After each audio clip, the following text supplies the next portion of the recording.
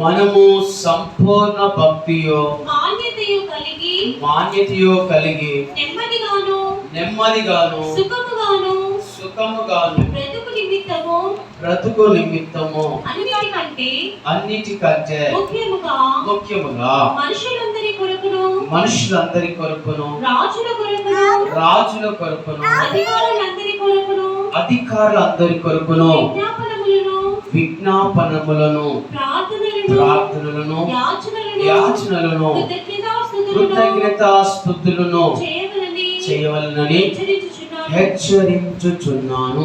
ఇది మంచిదియో మన రక్షకుడు దేవుని దృష్టికి అనుకూలమైనది ఉన్నది. హల్లెలూయా. అయితే ఇప్పుడు ఎలక్షన్ జరుగుతున్నాయి, భారతదేశం మొత్తము ఎలక్షన్ జరుగుతున్నాయి. అయితే ప్రజలందరూ సుఖముగాను ఇంకా నెమ్మదిగాను వారి బ్రతుకు నిమిత్తము ఇప్పుడు ఏం చేయాలంటే ప్రతి వారు ప్రభువును అడిగి ఓటేయాలి. ఈరోజు చాలా మంది ప్రజలు సుఖముగాను నెమ్మదిగాను ఉండు నిమిత్తము మనము రాజుల కొరకు అనేకుల కొరకు ప్రార్థన చేయాలి. ఆమేన్. ఈ రోజున సామెతలు 29వ అధ్యాయము 14వ వచనం. సామెతలు 29:14.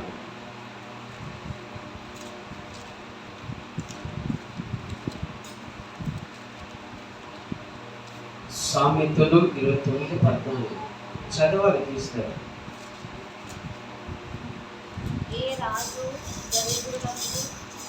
ఏ రాజు దరిద్రులకు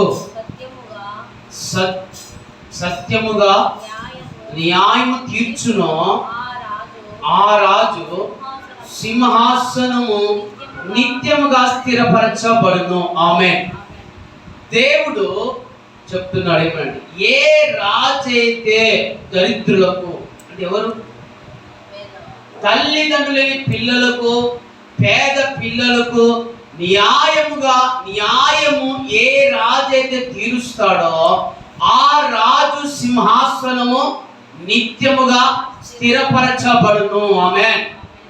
ప్రజలకు, పేద ప్రజలకు సహాయం చేసిన నాయకుడు సీటు ఎవరో కదిలించలేరు. ఆమేన్. దేవుడు త్రాసులో పెట్టి చూసినప్పుడు నువ్వు సరిగ్గా ఉంటే ఆ సీటు నీదే. ఆమేన్.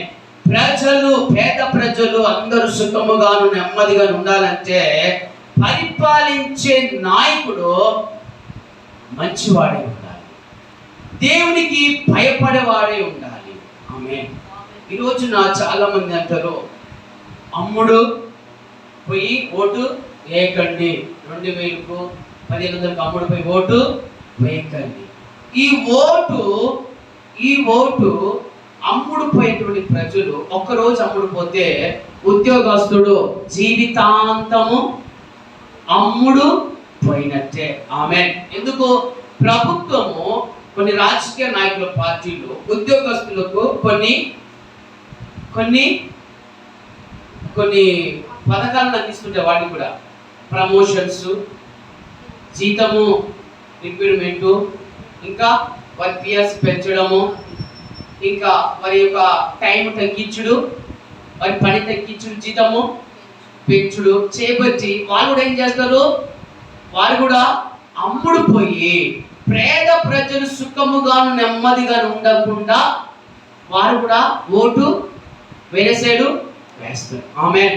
ఈరోజు పేద ప్రజలు దరిద్రులు అందరూ సుఖముగాను నెమ్మదిగా ఉండాలంటే నువ్వు దేవునికి భయపడి నువ్వు ఓటు వేయాలి. ఆమేన్.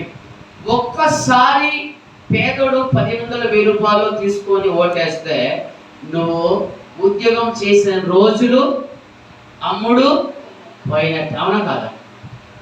పిఆర్స్ ఇచ్చే దానికోసము నీ టైమింగ్ తగ్గించి నీకు పిఆర్స్ పెట్టడం కోసం ఇంకా నీ టైమింగ్ తగ్గించి నీకు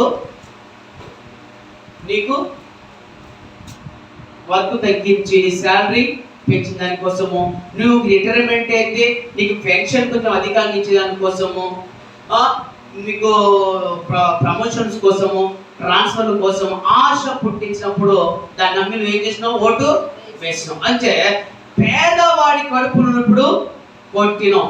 అంటే పేద ప్రజలకు, పేద బిడ్డలకు న్యాయమైన పరిపాలన ఇచ్చే నాయకుడు ఇప్పుడు నువ్వే ఆ పేదోనికి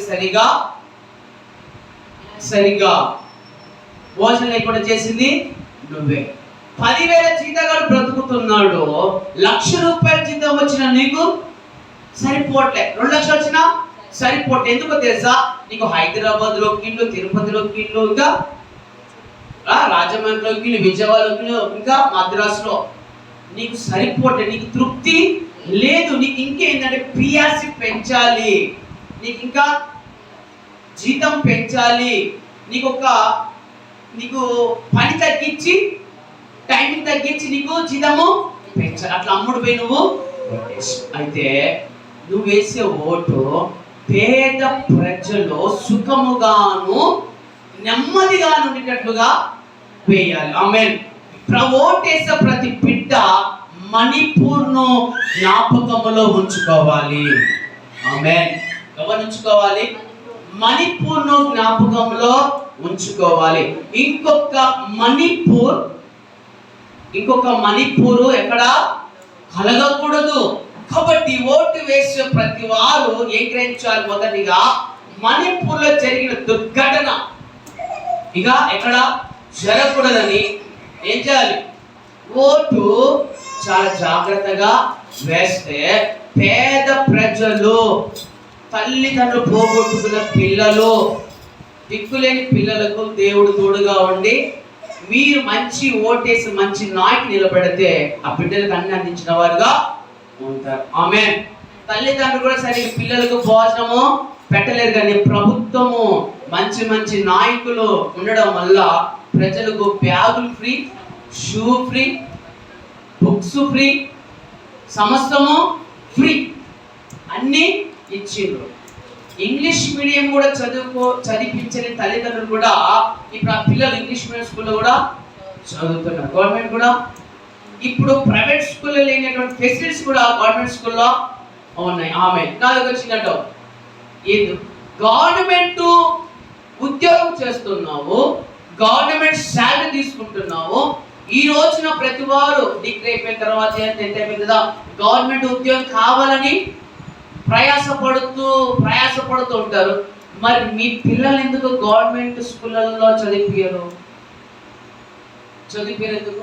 తీసుకుంటేది గవర్నమెంట్ జీతం తీసుకుంటున్నావు, కానీ పిల్లలను గవర్నమెంట్ కాలేజీలలో, గవర్నమెంట్ స్కూళ్ళలో ఎందుకు చదివిపోయావు? అదే మాట్లాడుకుంటారు. గవర్నమెంట్ స్కూల్లో చదువు మంచిగా, మరి చదువు చెప్పేది ఎవరు? నువ్వే కదా. ఆ చదువు చెప్పేది ఎవరు? నువ్వే.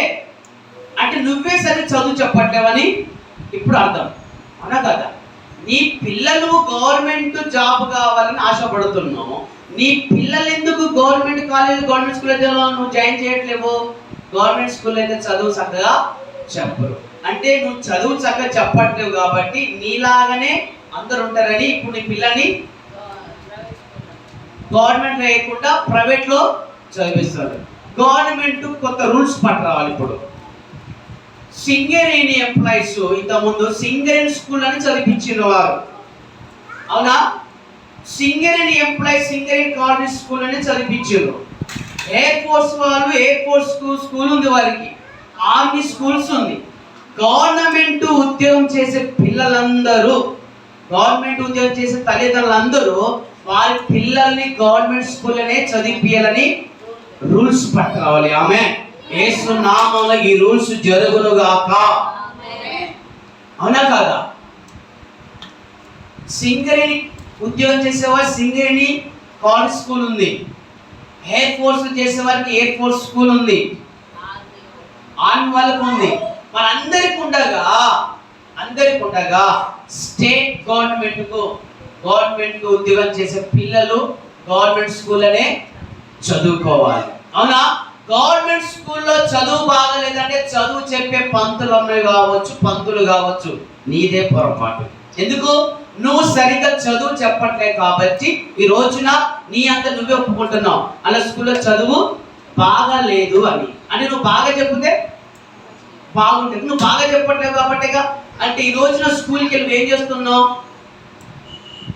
చేస్తున్నావు అంటే ఏం వండుకుందామా, ఏం పార్టీ చేసుకుందామా అని మీరేం చేస్తున్నారు? ఇప్పుడు ప్లాన్ చేసుకుంటారు. టీచర్ అందరి కోసం ఇదే ప్లాన్. అవునా? పిల్లలకి మరి సంవత్సరం ఒక్కసారైనా మనిషిగా టీచరు ఒక మనిషికి 1000 రూపాయలు వేసి సంవత్సరం ఒక్కసారి వాళ్ళకి చికెన్ మటన్ భోజనం పెడతారా? పెట్టరు. లక్షల జీతాలు వీరు తినడానికి పిల్లలు చూస్తుంటే కూడా స్పెషల్ చేసుకొని తింటారు తప్ప వాళ్ళకి ఇస్తారా? ఇయ్యరు. ఆమె కాబట్టి గవర్నమెంట్ శాలరీ తీసుకుంటున్న నువ్వు నీ పిల్లలు కూడా ఇక్కడ నుంచి గవర్నమెంట్ స్కూల్లోనే చదివాలి. నెక్స్ట్ అదే రాబోతుంది. ఆమె ఏంటి రాబోతుంది? నెక్స్ట్ సింగరేణి కాలేజ్ ఉద్యోగం చేసే వాడికి కానీ స్కూల్ పిల్లలు కానీ యూనిఫామ్ ఉందా? అందరికి యూనిఫామ్ ఉంది కదా, టీచర్స్కి ఉందా? గవర్నమెంట్ అది పెట్టాలి. ఇప్పుడు ఏంటిది? యూనిఫామ్. ఏం పెట్టాలి? యూనిఫామ్. నర్సుకు యూనిఫామ్ ఉంది కదా, నర్సుకు ఒక యూనిఫామ్ ఉంది, డాక్టర్కు ఒక యూనిఫామ్ ఉంది. మరి నీకు కూడా ఒక యూనిఫామ్ ఉండాలిగా. నువ్వు టీచర్ని గుర్తించాలి కదా. లేకపోతే పేరెంట్స్ తల్లిదండ్రులు అనుకుంటారు. నేను కూడా ఏమనుకుంటారు? అంతే అనుకుంటారుగా. కాబట్టి గవర్నమెంట్ టీచర్స్ కూడా ప్రభుత్వం యూనిఫామ్ అమలు చేయాలి. ఆమేన్.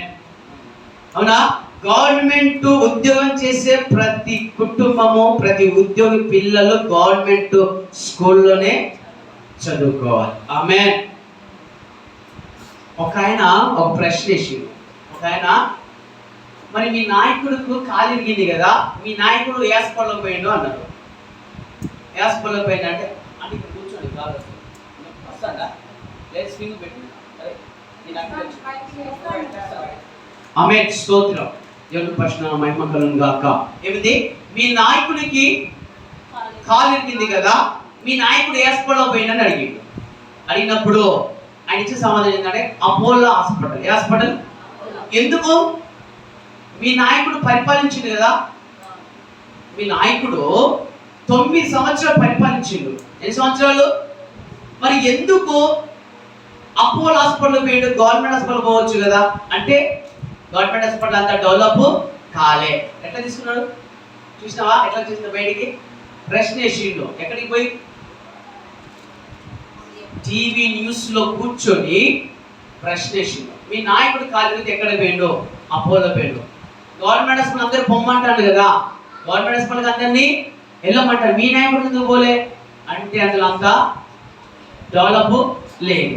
ఆమె అంటే 9 సంవత్సరాలు చేసింది ఇదేనా అని ఆయన అడిగిండు. ఆమె అట్లనే గవర్నమెంట్ శాలరీ తీసుకుంటే నువ్వు నీ పిల్లని గవర్నమెంట్ స్కూల్ చదివించావంటే నువ్వే చదువు చక్కగా చెప్పండి. ఇంతకుముందు మేము చదువుకున్నప్పుడు, మీరైనా సరే చదువుకున్నప్పుడు లెసన్ అంతా చెప్పిన తర్వాత లాస్ట్ ప్రశ్నలు ఇస్తాడు. ప్రశ్న జవాబులు అంత బుక్లోనే టిక్కు పెట్టించాడు టీచర్. ఒక బుక్లో టిక్కు పెట్టిస్తే ఆ బుక్స్ అందరు తీసుకొని టిక్కులు పెట్టుకోవాలి. మరి ఇప్పుడు ఒక సబ్జెక్టుకు ఒక గైడ్ ఉంది. ఏంటిది? తెలుగుకు ఒక గైడు, ఇంగ్లీష్కి ఒక గైడ్, అన్ని గైడ్లే. ఇప్పుడు టీచర్ ఏం చేస్తుందంటే అట్లా పాఠం చెప్తే లేకపోతే పాఠాలు కూడా చెప్పకుండా గైడ్లు కొనుక్కోండి, చదువుకోండి. ఏంటిది? ఈ రోజున పిల్లలు అడిగితే చెప్తారు. స్కూల్లో పిల్లలు అడిగితే ఈ పాఠాలు జరగలేదు కానీ గైడ్లు కొనుక్కొని చదువుకోమన్నారు. జాగ్రత్త. అంటే ఇక్కడ చదువు చెప్పండి ఎవరు?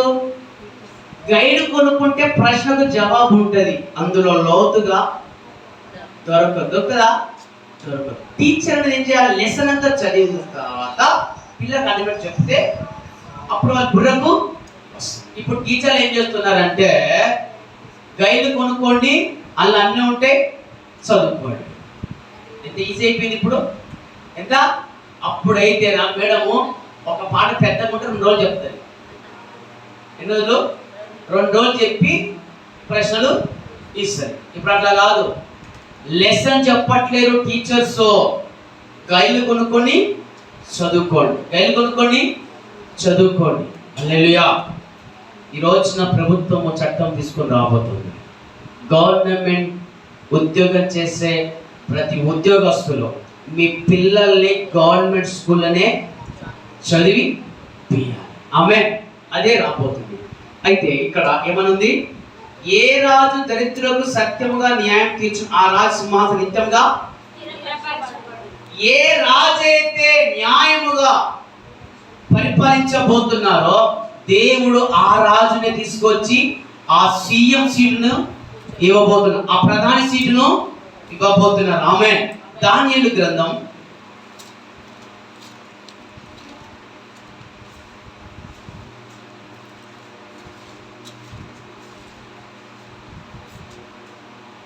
5వ అధ్యాయము 24వ వచనం. కావున ఆయన ఎదుట నుండి ఈ అరచేయి వచ్చి ఈ వ్రాతను వ్రాసెను. వ్రాసిన శాసనం మీదనగా మెనే మెనే టెకెల్ ఫార్సిన్. ఈ వాక్య భావం ఏమనగా మిని అనగా దేవుడు నీ ప్రభుత్వ విషయంలో లెక్క చూచి దాని ముగించెను. టెకెల్ అనగా ఆయన నిన్ను త్రాసులో తూచగా నువ్వు తక్కువ కనబడితివి. పెరెస్ అనగా నీ రాజ్యము నీ యొద్ద నుండి విభాగింపబడి మాదీయులకును పారాసీకులకును. ఆమేన్. హల్లెలూయా. దేవుడు ఇన్ని సంవత్సరాలు పరిపాలించిన నాయకులను చూసినా చూడలేదు. చూసి ఇప్పుడు ఆయన ఏం చేసిందంటే త్రాసులో దూచిండు. ఆమేన్. ఎక్కడ దూచిండు? త్రాసులో చూస్తే నువ్వు మోసగాడిలా ఉన్నావు. ఇప్పుడు నువ్వు మోసగాడివి, తక్కువగా ఉన్నావు. జాగ్రత్తగా. ఏంటిది? ఏంటిది రాసినాము? ఏది గుర్తు పెట్టుకోవాలి మనకు? మణిపూర్ విషయంకి నేను వచ్చినప్పుడు తూచినప్పుడు త్రాసులను తక్కువగా తూచబడ్డావు. అవునా? క్రైస్తవుల తలకాయలు తెగిపడ్డాయి. ఒకడైతే నరికి తలకాయ తీసుకపోయి కంచె పెట్టి పోయాడు. అన్యాయంగా నిర్దాక్షిణ్యంగా స్త్రీలను ఆగం చేశాడు. కన్న తల్లి తండ్రి అన్న ముందే తిరగబడినందుకు ఆమె ముందే, అక్క ముందో చెల్ల ముందో వాళ్ళ తమ్ముడిని కొట్టి చంపేసిండు. దేవుడు చూడట్లేడా? ఇప్పుడు ఆయన త్రాసులో చూసిండు. ఎక్కడ చూసిండు? త్రాసులో చూసిండు. నువ్వు తక్కువగా కనబడ్డావు. నీ సీటు దేవుడు తీసి వేయబోతున్నాను. ఆమేన్. దేవుని బిడ్డల పక్షమున ఎవరైతే న్యాయము చేయరో ఆ సీటు దేవుడు ఉంచాడు. పేద పిల్లలకు న్యాయం చేసేవాడు సీటు మాత్రం ఎవడు కదిలించలేడు. ఎన్ని ప్లాన్ చేసిన సీటు మాత్రము కదిలించేందుకు ఆ సీటు స్థిరపరిచింది దేవుడు. ఎవరు? సీటు కదులుతుందా దేవుడు స్థిరపరిచిన తర్వాత? ఆమేన్. కాబట్టి త్రాసులో తూచినప్పుడు తక్కువగా కనబడ్డావు. అందుకోసం నీ సీటు ఇప్పుడు దేవుడు తీసేస్తాడు. ఆమేన్. దరిద్రులకు సత్యముగా తీర్పు ఎవరైతే తీరుస్తాడో దేవుడు నిత్యము స్థిరపరచబడుతుంది ఆ సింహాసనం. ఆమేన్. హల్లెలూయా. దేవుడు పిల్లలకు ఎవరు విరోధంగా క్రియ చేయొద్దు. చాలా మంది మరి గాంధీ గారు అంబేద్కర్ గారు అందరూ ఏమనంటే క్రైస్తవులు నిద్రించుచున్న సింహాలు. ఎవరు వాళ్ళు? క్రైస్తవులు నిద్రించున్న సింహాలు. వారిని లేపకూడదు, వారిని లేపకూడదు. ఎందుకు అన్నారంటే వాళ్ళకి తెలుసు క్రైస్తవులు ప్రార్థన చేస్తే ఏదైనా జరిగిపోతుంది. ఆమేన్. అందుకోసమే క్రైస్తవులు మౌనంగా ఉన్నారంటే చేత కాదు. దేవుడు నేర్పిన నీతి, దేవుడు నేర్పిన తగ్గించుకొని ఉండండి. ఎవరైనా మీ మీద ఉమ్మేస్తే తుడుచుకోండి. ఎవరైనా మిమ్మల్ని కొడితే ఇంకో చెప్పియండి. అవునా? ఎవరైనా మీ పై బట్ట తీసుకుని వెళితే వస్త్రం కూడా ఇచ్చేయండి. అంతేనా అనే దేవుడు? అవునా కదా? దాన్ని బట్టి క్రైస్తవులు ఎలా ఉన్నారు? ఎవడైతే తన్ను తాను తగ్గించుకుంటాడో దేవుడు తను ఎక్కువగా హెచ్చిస్తాడో పరలోకానికి సిద్ధపరుస్తాడు. ఆమేన్. దాన్ని బట్టి క్రైస్తవులు మౌనంగా ఉన్నారు. లేకపోతే వాళ్ళు కూడా సింహాలే. యేసుక్రీస్తు ప్రభు మనకి ఇది నేర్పిన కాదు ఇలా ఉన్నాం.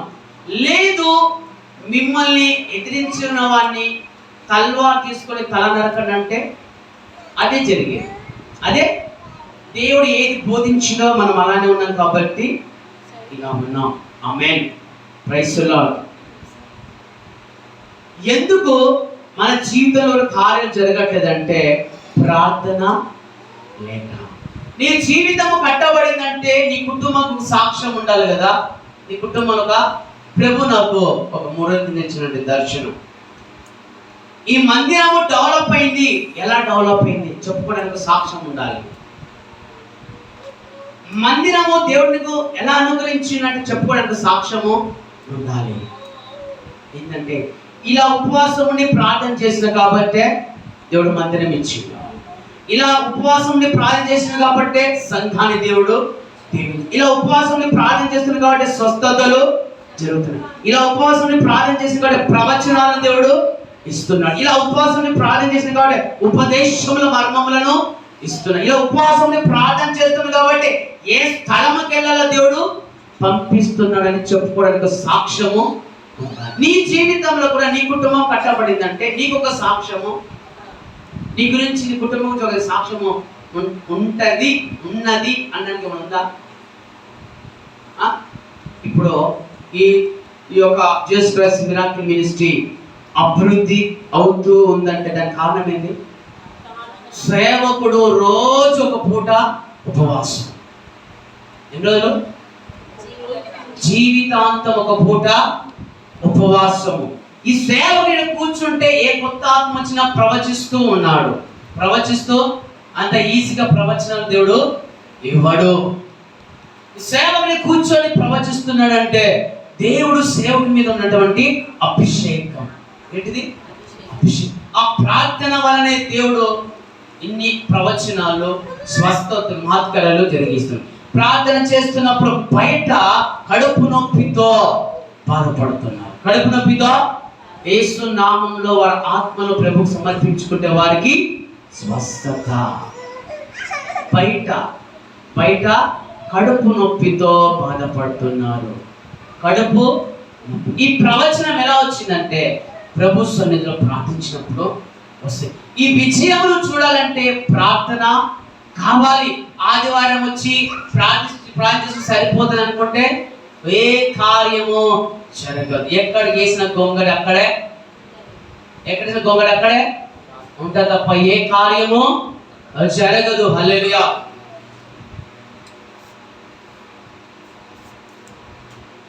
నిర్గమకాండము 17వ అధ్యాయము.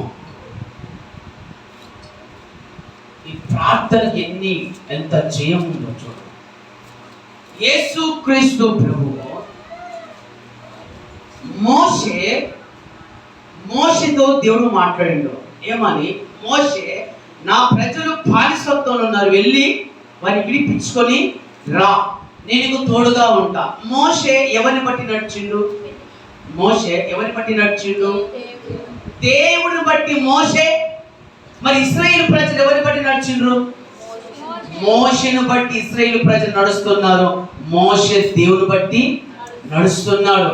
మోషే ఏది అడుగుతుంది దేవుడు సహాయము చేస్తున్నాడు. ఆమేన్. చదవండి 17వ అధ్యాయము 8వ వచనం.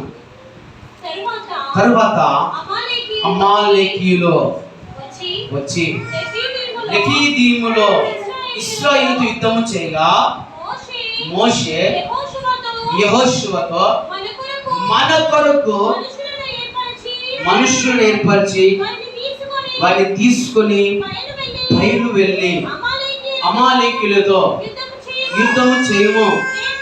రేపు నేను దేవుని కర్ర చేత పట్టుకొని కొండ శిఖరము మీద నిలిచెదను. నేను యెహోషువ మోషే తనతో చెప్పినట్టు చేసి అమాలేకీయులతో యుద్ధమాడెను.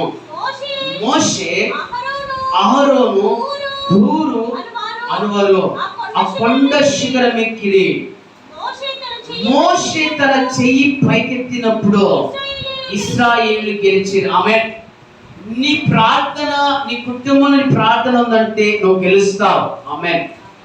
నీ కుటుంబంలో ప్రార్థన ఉందంటే నువ్వు గెలుస్తావు. నీ చేతిలో కర్ర ఉంది, నీ చేతిలో కర్ర ఉంది. పరిశుద్ధాత్మ దేవుడు అనుగ్రహించినట్టు నీలో పరిశుద్ధ గ్రంథం నీకు ఇచ్చిండు. దేవుడు నీకు ప్రార్థన జీవితాన్ని ఇచ్చిండు. నీలో ప్రార్థన ఉందంటే నువ్వు విజయము చూస్తావు.